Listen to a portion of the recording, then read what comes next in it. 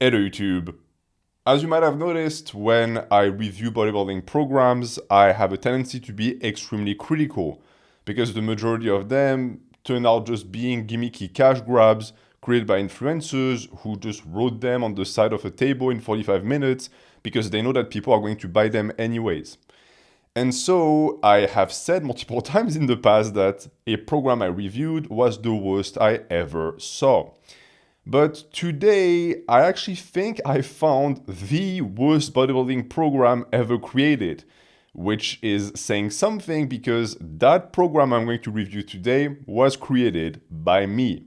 Or at least a version of me that no longer exists, the NH of the past. And the NH of the past, as we'll see today, was a complete idiot. Not that I am perfect now, but good God, was I a fucking idiot back then. In the last video, I asked you guys if you are interested in me reviewing and criticizing my old program, and you overwhelmingly were in favor, so that's exactly what I'm going to do now. I'm going to go back and roast the old program that I found in my data files on my old computer. And the goal of it is going to teach you indirectly everything you must absolutely avoid if your goal is to train for hypertrophy, because back then I did everything wrong. But before we start, as always, if you appreciate this channel and my work, you can support it on the Ko-fi page. It is the first link in the description. There are now 350 people who are pledging monthly, and without these people, these videos would not exist. So if you are pledging, thank you, you are making this possible, and if you're not, please consider it because it means a lot to me. Alright, so before we start with the program proper, I have to give you a bit of background. This program was created in 2017. And this was when I was at the peak of my power building phase. I was obsessed with it and I thought that it was the best way to get big as a natural lifter. You'll see that this is going to be very important when you see what the program looks like. I had been training for 7 years at this point, but only 2 of these were in a gym. The rest of that was at home with dumbbells or with only calisthenics. And despite this lack of experience, because 7 years of training is really nothing for a natural, I was convinced I knew my shit. I was convinced I was a programming genius, that I couldn't be wrong, and that this program I created was the best ever created, which is why, and brace yourself for this because it's cringe, I named it Bullshit Big, Bullshit Strong. BBBS in short. I still vividly remember when I came up with this name, I was so proud of myself because I thought, oh yeah, every single big, good program on YouTube has a name like this that's catchy, like SS, starting strength. So BBBS is going to be great because it sounds so catchy. And I also thought that the name was badass. Like, oh yeah, you're going to get bullshit big, bullshit strong on this program. I even came up, and this is just details I disseminate to make you like, one, laugh, because it's a roast, and two, make you understand like the person we were dealing with back then. I even came up with a logo of a shark, a bull shark, like a creature, like an hybrid, like a chimera. Because in my head, I was like, oh, bullshit big, there's bull and bullshit, so I'm going to use a bull. And bullshit strong, BS, the S could stand for shark, so bull shark. It was going to be the mascot of the program. I was thinking far ahead, and you'll see why I was.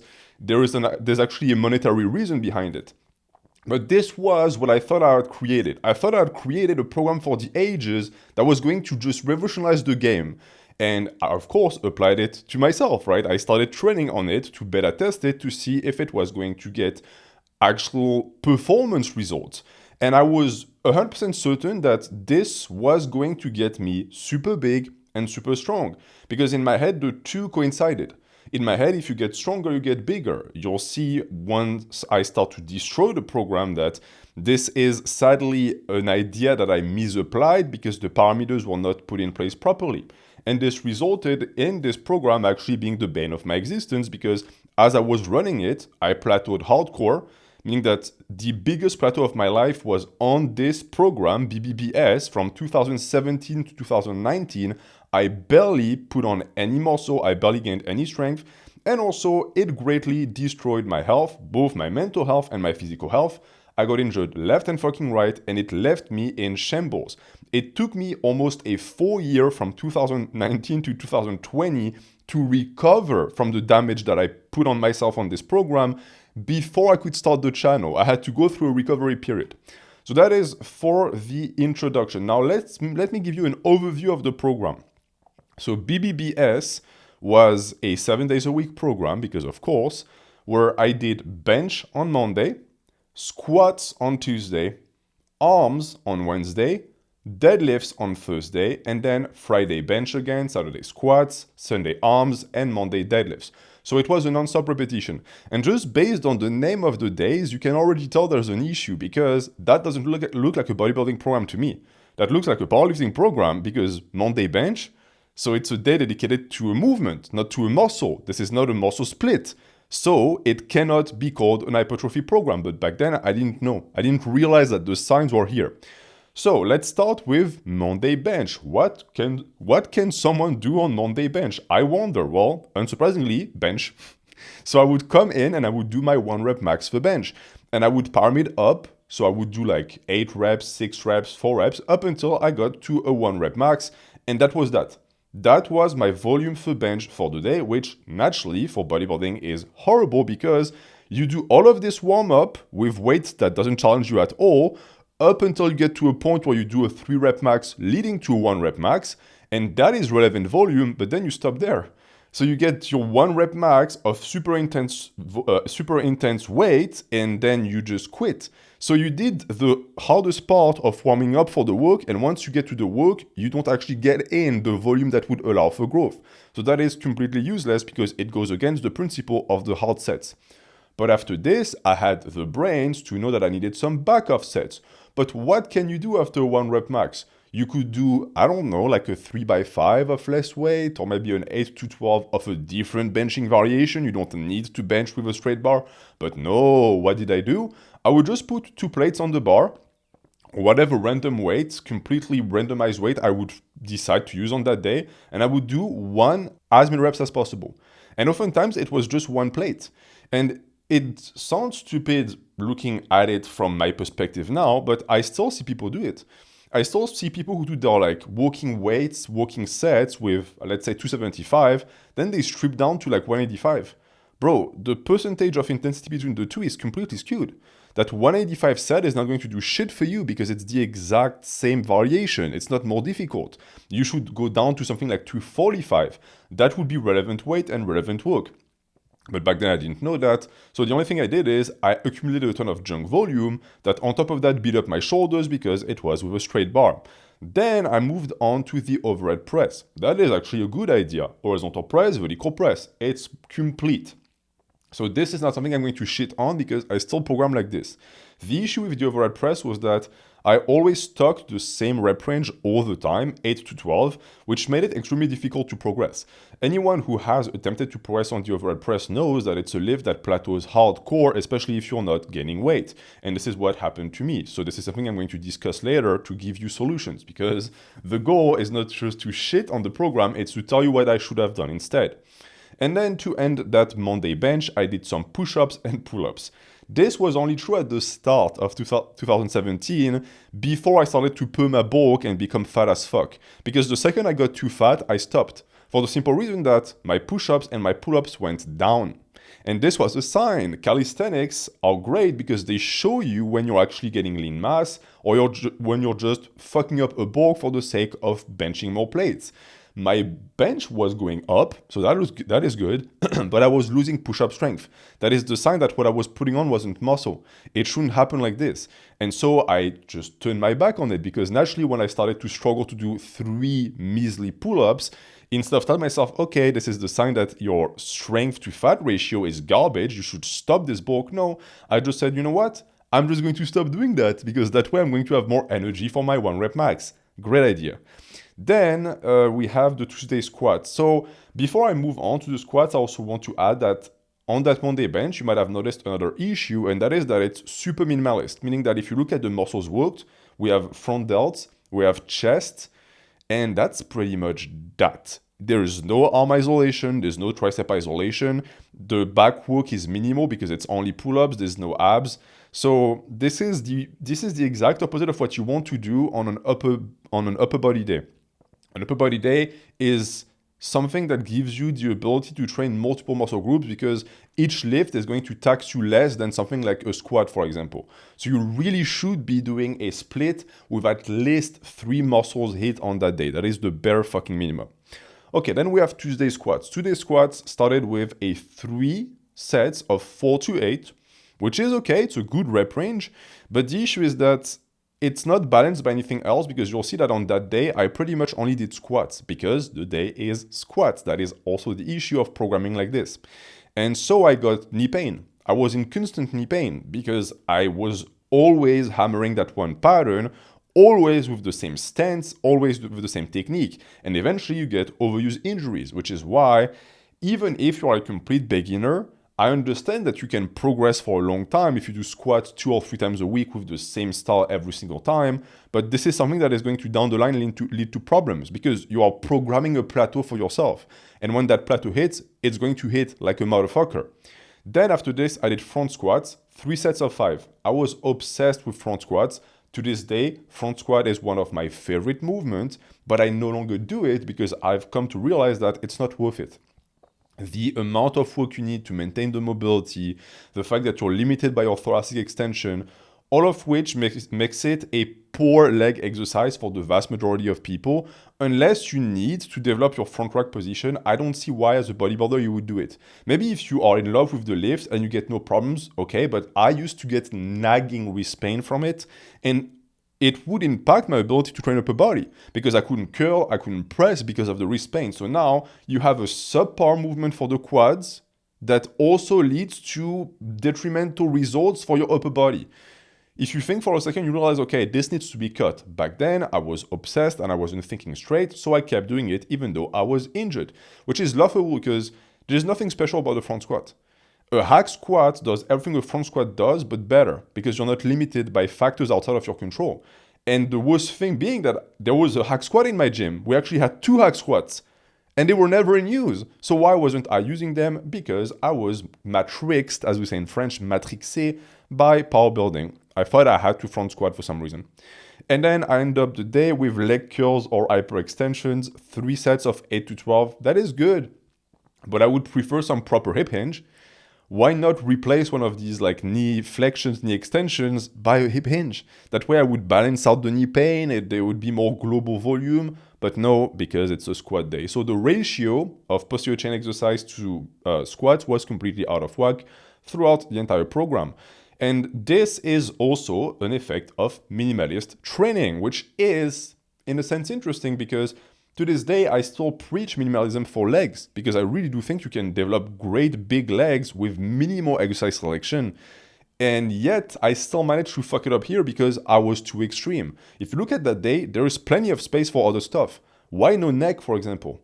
Well, because I didn't train neck back then, didn't think it was important. Why no abs? Why no forearms? Why no rear delts? I could train rear delts. It wouldn't impact anything because I'm not actually using the shoulders on this day. But this would have required having a proper hypertrophy mindset. Then we have arms. So you'll see that the arms are the one saving grace of this program, because even back then, I was and I still am a curl bro, and so I knew my shit when it came to arm. And yet there are still things to say about it. So on Wednesday arms, I did cheat curls, 3 sets of 4 to 8. For those of you who have followed the channel for a while, you might have known that the only bicep exercise I did from the age of 15 to the age of 20, even 2022, was cheat curls. That's it. And I grew big biceps from it, but it's one of these things where I can accept now that this is like survivor bias. Just because I managed to grow big arms from it doesn't mean that it's best for everyone. It just means that I somehow survived the potential tears or the potential damage I should have created in my body from doing something as stupid as this. This would be best replaced by any other curling variation, in my opinion. Then some dumbbell front raises, 3 sets of 6 to 10. Not terrible, but you'll see that since this is the only shoulder isolation movement I do on this program, maybe I should have picked something else. Why not a lateral raise? Why more front fucking delts? I already did so many presses. Why no real delt isolation? Mystery. Even to this day, it's tough to put myself in my shoes from back then. I think that it's because I liked the weight made me feel. Because front raises, you can really use a lot of weight because you can cheat very effectively. And I was a cheater back then. anything I could cheat to get more weight on the bar, I would do it, which is also the exact opposite of a bodybuilding mindset.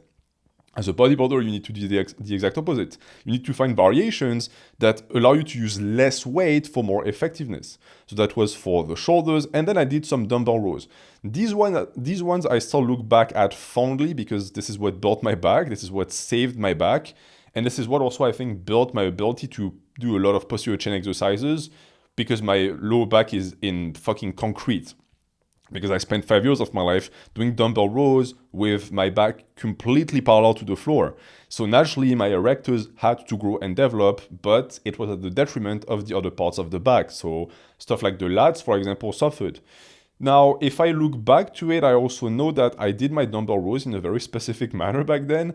So I wouldn't do them unilaterally for some reason. I did them at the same time. So I was standing like this and I was like doing both arms at the same time. It actually felt decently good, but it was also because the dumbbells at my gym back then were very thin and compact. I can no longer do that now because I would use like 100 pounds per dumbbell. They would run into each other. It wouldn't work.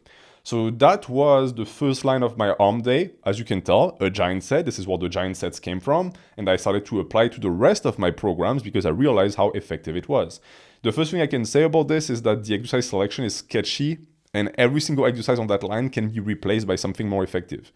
Then we have the second line of exercises, starting with a pin press, 3 sets of 6 to 10. Why? Because my overhead press had stalled and I thought, oh, a pin press is going to help me de-stall my overhead press. Unfortunately, it did not work. Then some dumbbell preacher curl, 3 sets of 8 to 12. That is good, but I remember that I used way too much weight and I wasn't going nearly low enough. It's not even just about full range of motion. I was doing this. So not really the thing that is going to maximize bicep size, unfortunately. And then spree. What is spree? Well, spree was a resistance cable thingy that I would wrap around my feet and I would do all sorts of like raises and presses with it, which looking back is like, why don't you just do hard sets with a normal exercise? Because this was junk volume. It wasn't doing anything for me because it wasn't really intense. I wasn't going to failure at all. It was literally just to catch a pump. So it was a waste of time. So this line is also nothing to write home about. Too many partials. And why? Because ego. Back then, if I couldn't lift a lot on an exercise, I would try and find a way to make it so that I could lift more, and that usually involves cutting down the range of motion. You do it too. We're men, and for some reason, we like putting plates on the bar because it makes us feel better. It's like a dick measuring contest. You have no one to impress in the gym. If you use 10-pound dumbbells for an exercise, it means that this is what challenges you now. Don't try and seek a way to use 35 pounds when you know it's not going to be as effective. It's literally useless. So that was that. You can also notice from this day that there is no tricep isolation because I was allergic to tricep isolation, not because I didn't like training triceps or I didn't want big triceps, I did, but because I bought into the idea that presses are the only thing that matters for triceps and that you don't need anything else. So on that day, I did pin press and I was like, oh, that's a tricep exercise. Nope. It hits triceps, but it's a shoulder exercise. I was really, really missing out. And this is the reason why to this day my triceps are shit. Because I spent 7 years ignoring them entirely. Please, if you're a noob and you're catching this video, don't make this mistake. Start isolating every single muscle right now. Likewise, the shoulder work on this day is shit. The only thing I did for shoulders was presses and front raises. That is not enough. You need an external rotation. You're going to want to do some upright rows, some face pulls. At least one thing for the side delt, an exercise that you connect well with. You don't need to do a gazillion. I see people who do way too much, but 1 to 2 vertical presses and then 1 to 2 isolation for the shoulders. At least that. I didn't even have that. And then, of course, there's no forearms. My love for forearms arrived later on in life. Then we have the deadlifts. This is when we start to really love, because naturally the deadlift is going to be the one lift that I'm going to obsess the most over. So on deadlifts, I started on Thursday with a 3x3, which is okay. I still stand behind this rep range. It is a decent rep range if you leave reps in the tank. But the problem is this. Why deadlift? Why was I doing deadlift in the first place? I wasn't a powerlifter. So what is the explanation? What is the reason? Well, the reason is because I bought into the idea that the deadlift was the king of all exercises and that it was the best to develop your posterior chain. Is it true? No. To this day, I still see people trying to defend this shit. Stop it. You look like a fucking idiot. The deadlift can be best replaced by an RDL. It can be best replaced by a stiff leg deadlift. It can be best replaced by a good morning. Yes, a good morning. It can even be best replaced by an hyperextension. There is no reason to deadlift if you are a bodybuilder. I say that as someone who still deadlifts, but I want you to understand that you don't have to. You are not obligated. And especially, you're not obligated to do conventional deadlift from the floor, because some people are built for it. I am. Some people simply aren't. And in this case, you're literally just going to spin your wheels for nothing. So that was the first exercise. What could the second exercise be on a deadlift day? I wonder. Fucking deadlifts. More deadlifts. So I just had a flashback. I think I was doing as many reps as possible with 315. Another stupid idea of mine. Back then I was pulling in like the 400s, and for some reason I thought, you know what would be great? Adding additional junk volume on top of that very taxing exercise for more fatigue. What a good idea. Jesus, I really was a dumbass. But on this exercise, what was written, what I was supposed to do was posed or deficit deadlifts, 3 sets of 10. The only reason why you would do these exercises is because you want to grow your deadlift, and as I just explained, the deadlift in itself is not a good option. So this is okay for a powerlifter, but for someone like me who wanted size, it's useless. Clear obsession with the deadlift, and also ego-driven, because pulling more plates apparently makes you a better person. And then on that day, I ended with pendlay rows. So out of every single exercise I could have done for my upper back, because yes, deadlift is not enough for your upper back, you want an horizontal pull, I picked the one that taxes the lower back the most with bent over rows. Why? I can't even explain to you why I chose this. So now I spend even more time bent over, and this led to a very funny phenomenon that I'm certain you have either experienced or you've seen in the gym, which is what I call the penguin walk. The penguin walk is when you do a lower back day, a deadlift day for example, and at some point of the workout, you start to feel this feeling in your lower back. You know what feeling I'm talking about? This bar. It feels like a metallic bar that's running across your pelvis.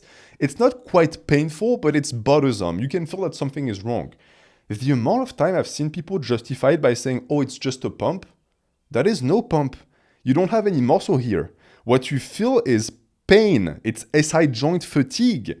It's your SI joint saying, hey, you're overusing me. Why are you using me on every single exercise? I don't like this. I was exactly like that. Every single deadlift day for the 2 years I spent on this program, I would feel that pain every time. And I never stopped to realize, oh, maybe this is an issue. Maybe this is a problem. This is not normal. It's not normal to feel pain every time you do a lower body day. This is not. And I know what I'm talking about because I still to this day do very heavy posture chain exercise. I no longer feel that pain. Just 2 days ago, I did heavy deadlifts for sets of 3. I never felt that pain. Why? Because now I'm properly recovered and I do enough volume. I don't overdo it. This is way too much volume for deadlift. There is absolutely no point. And on top of that, it's garbage volume because if you look at all of these exercises, none of them have a negative. Deadlifts, negative, posed or deficit deadlift, pendlay rows, no negative. Every single exercise, you just dump the bar down. So I was doing everything in my power to stay away from exercises that actually work, which is why an RDL is vastly superior because you actually get the stretch. So that was for the deadlift day. And if you ask, why is there no quad exercise? I can answer to you easily. It's because I thought it was going to tank my performance on the deadlift. Tank my performance. As if doing some quad work was going to take away from my amazing 4 plates deadlift. It is, once again, a mindset that is detrimental, and I hope you can see through my mistakes back then what not to do if you want to train for hypertrophy. So let's go into the following cycle because that was week A. Then we have week B. So week B was Friday bench. This time instead of 1 rep max, I would do 3 sets of 8 to 12, which is a good rep range, but the issue is that the bench, especially touch and go, did not agree with me. It gave me shoulder injuries left and right. This shoulder I injured more time than I can even tell you. I don't even remember the amount of times I injured it, and it was always the same. It's because I have scoliosis. This shoulder is lower than this one because my spine is like this. So when I would bench touch and go, even just doing it here, you can see it. I would start here, and the more I would bench, the more the bar would do this. And I would end up benching like this, with this shoulder taking all of the brunt of the exercise, and it would snap. And when it would snap, I would have to take like 3 weeks off and then come back. And I did this for 2 years. This really goes to show the depth of stupidity that you can engage in as a lifter. It's so easy to get sucked into practices that simply don't fucking work when you refuse to listen to the feedback of your body. Now I listen and my body tells me, hey, bench is not for you. It simply isn't. A normal grip isn't for me. If I want to bench, I have to do a very close grip. 2, touch and go is not for you. I cannot do touch and go on something like a bar. I have to do pause. And even then, like, maybe do something else. Push-ups. I built my chest with push-ups. It worked for years. Why did I stop? I stopped because someone on YouTube Fitness told me, oh, push-ups are for noobs. If you want to grow, you have to bench. Lies. Absolute fucking lies. I'm now 15 years into my training. I'm doing push-ups on rings with an incline with weight in a backpack. Best growth I've ever had. Likewise, I started doing dips. Seriously, I'm up to 3 plates. Best growth I've ever had with no pain. There is no mistaking it.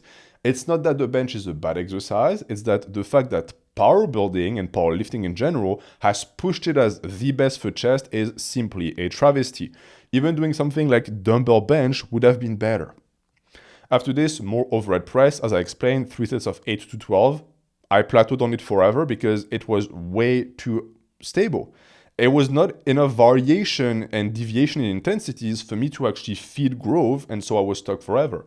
And on top of that, barbell overhead press might not be the best. At least it's not for me. Ever since I switched on the Smith machine to do some AD press, growth occurred and the plateaus have disappeared. Now I'm able to put 5 to 10 pounds on my vertical presses roughly in a month.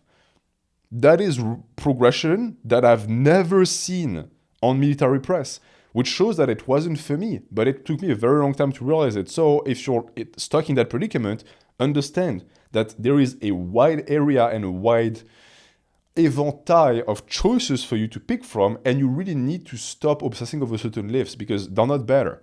A lift that doesn't allow you to progress is not a good lift. Then I ended up the day with some upper back work with the lat pull down, which is a great lift. This is the only lift I have nothing to say about. The only issue being that back then, I didn't really know how to pull with my back, so it was essentially just brachialis and bicep isolation.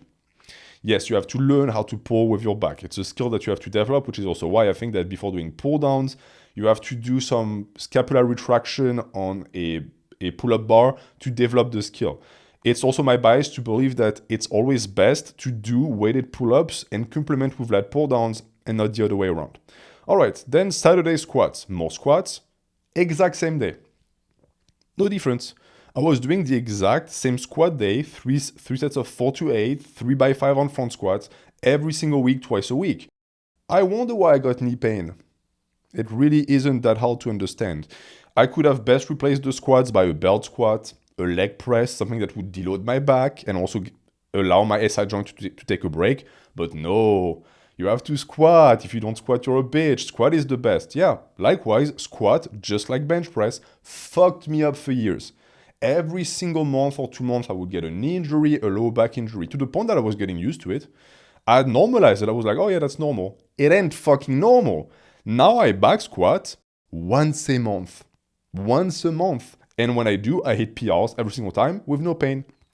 Because the majority of my quad volume comes from belt squats, heel elevated squats with an SSB, and split squats. All variations that allow me to keep growing without any pain.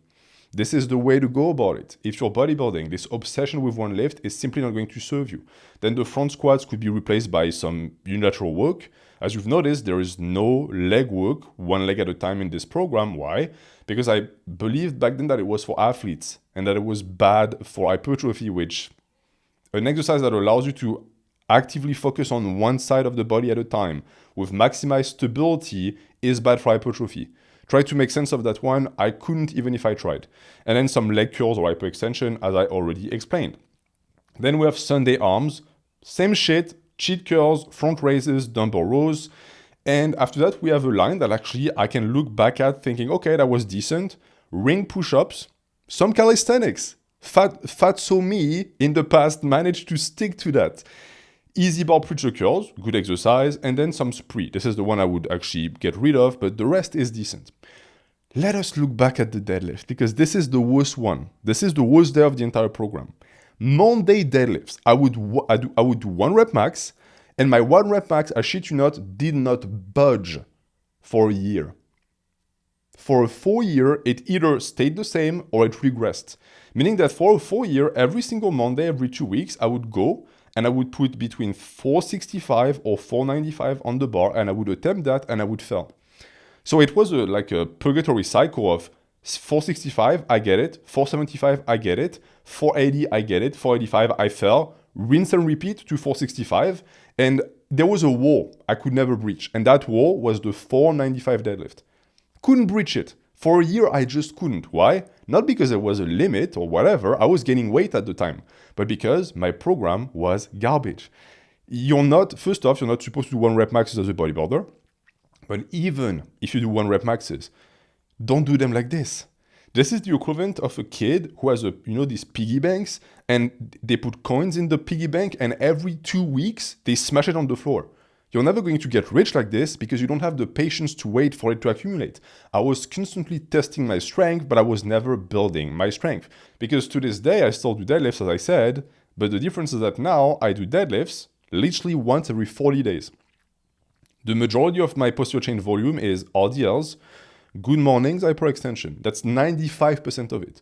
But once in a blue moon, when I feel like it, I pull on the deadlift. And you know what I found? 1, neurological adaptation went nowhere because it's a very easy lift to maintain. I never have to relearn how to deadlift. 2, PRs. Every single time I deadlift, I know I have a PR. Even if it's been a month. And yes, of course, my brain still tells me, oh, there's no way you're pulling this. There's no way you're pulling this. Then I get in front of the bar, I tell myself, shut up, just try it. And it just flies the fuck up. I say this not to tell you, oh, this is the way to train for strength. Instead, I'm here to tell you this is the way to train for hypertrophy. Because when I was obsessed with strength, I was plateaued and I couldn't hit 5 plates. And when I stopped giving a fuck and I started to train properly and I built up my strength on other variations, this is when it happened.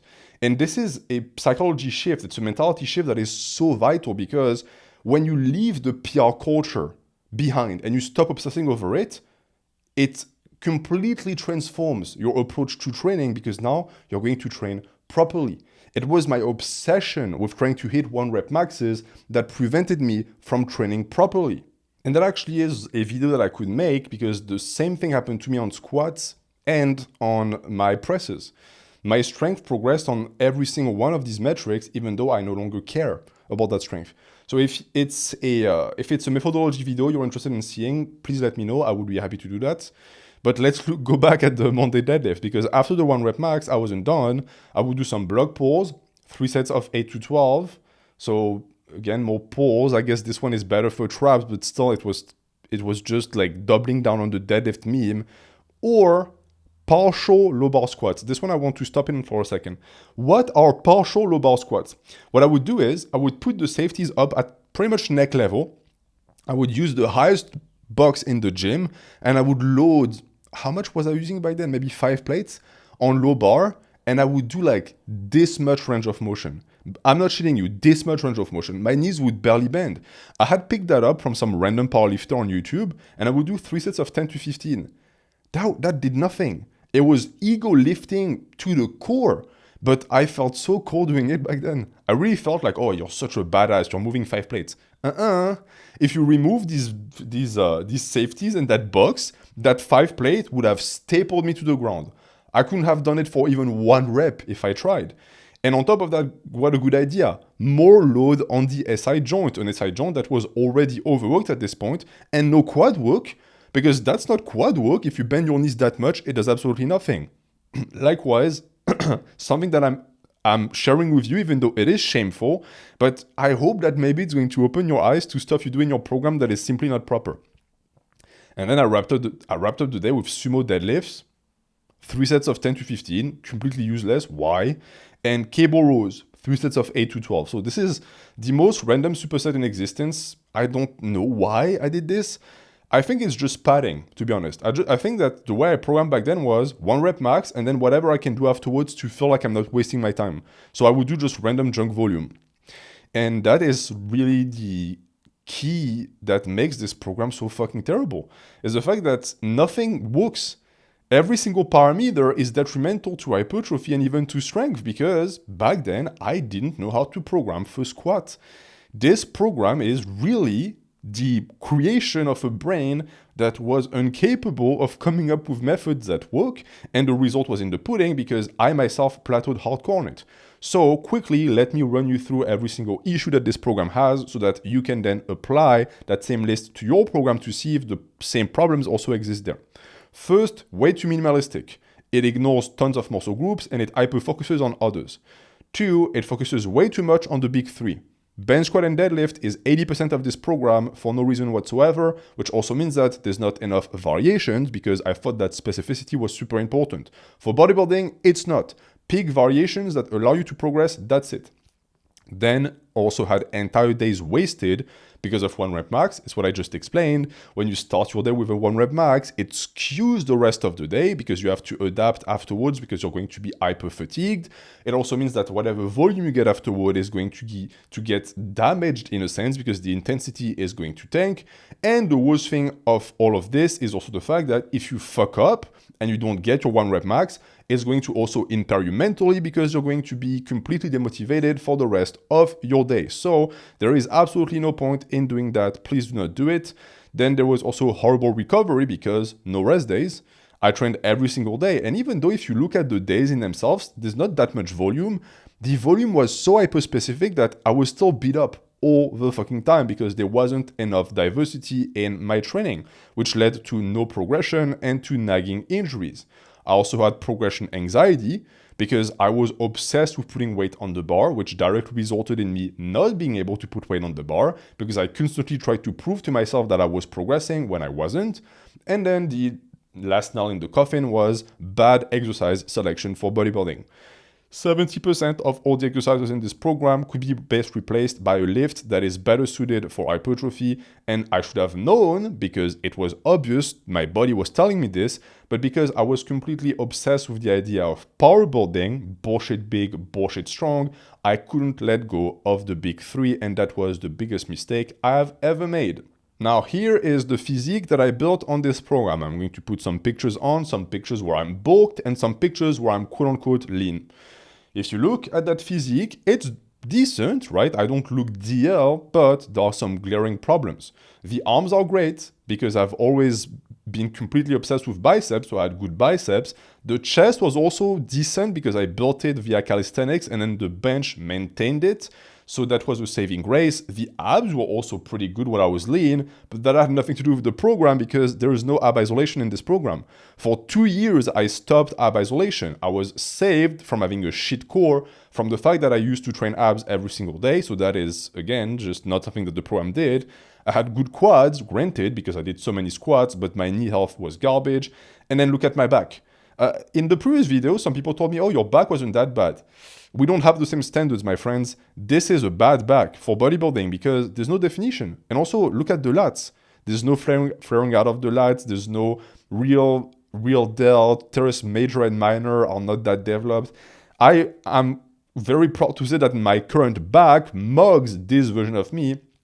And that is because I have started to really take vertical pulls and horizontal pulls more seriously. I don't only do deadlifts. Then there is something that we can all agree with, which is the fact that the shoulders are non-existent because, yeah, maybe some people can grow big shoulders with only bench and overhead press, but I couldn't. I have to actually use isolation and proper movements. And after that, there is the tragedy of the century, which is the triceps. What the fuck are your triceps, my man? I literally look like I have a genetic mutation where I don't have triceps.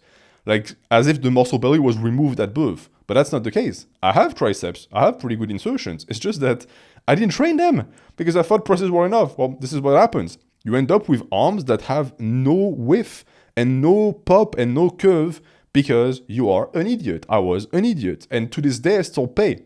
This is the worst. I still pay for all of these mistakes I used to make because now I have to play catch up and it will never actually catch up. If you look at my arm, my bicep will always be dominating, always, even though I'm starting to get some roundness underneath. But look at this shit. This guy is always going to be bigger than this guy because this guy has 5 years of training on this dude. Do not make this mistake. And then there is the twist that I explained previously, the fact that it wasn't even good for strength. because that was the physique I built, but my best lifts were 335 on the bench for 1, 395 on the squat for 7, and 495 on the deadlift for 1. All of these lifts, I outlived them now. Even though I no longer care about them, I no longer give a fuck, and I'm also lighter. When I used to hit these lifts, I was 240 when I used to lift these numbers. Today, I can do them all at 220, much leaner with a better physique. The only one that I couldn't do, I think, is the bench because I no longer bench press. So it really is a no-brainer. This program had nothing going on for it, nothing. And this is why I wanted to present it to you guys, to give you an example of what not to do. Paradoxically, it sometimes is better to do it this way, because if I explain to you what works, I might give you a very rigid and strict approach that might only work for me. But stuff that doesn't work, like stuff like this, that doesn't work for anyone. Unless you're a genetic freak, that program is going to make anyone plateau. So this should give you a good idea of what not to do if your goal is to get bigger and to train for hypertrophy. But if you want a good template, one that you can get for free, you can just click the second link in the description. It is a program that I posted on Bootcamp, which is a perfectly free app. You can download it and you get access to all of my free programs. For now, you have the novice, intermediate, advanced programs on there. You have the guts program on there. You're going to also have the Superman program on there. It was placed there recently. You have the Doomslayer program, all which are just universes, galaxies better than this BBBS garbage. And here's the kicker. This is a program that I intended to sell. Back then, I was delusional enough to think that I would be able to sell this shit to people. And guess what the tag price was? $40. I wanted to sell this shit for $40. So not only was I a bad teacher back then, I also was a bad person because I wanted to enter this marketing practice of selling programs to people. Now understand this. If NH of the past, who was a complete idiot, was willing to market this garbage, this means that there are people to this day who also are idiots who are going to also market this. So please stop buying programs. And even if you do buy programs, understand that you might be buying from someone who doesn't know their shit. Instead, learn, practice with your body, and make your own program. That is always going to be the best approach. But looking back at this also makes me quite glad that I waited before I started my YouTube channel. Because if I had started in 2016, I would have spent at least 4 years spreading misinformation and giving you bad tips.